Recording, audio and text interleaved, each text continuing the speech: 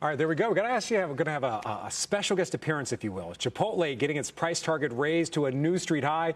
Piper Sandler raising it to $2,600 from $2,235.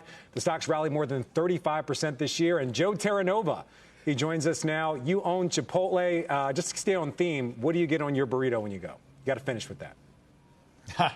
Oh, Frank. Well, on that burrito, I basically get everything loaded up.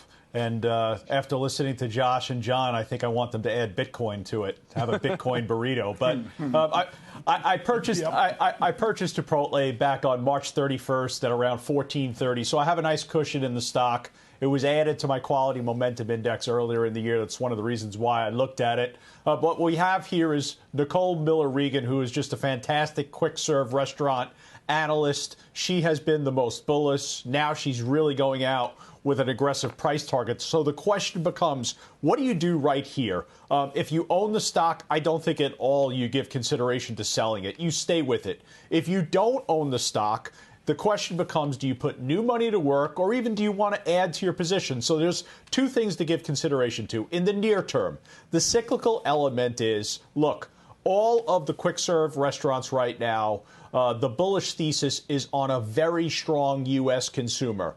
If there's weakening in that U.S. consumer demand, then you're going to have a cyclical correction. If you have the evidence to support that, you wait.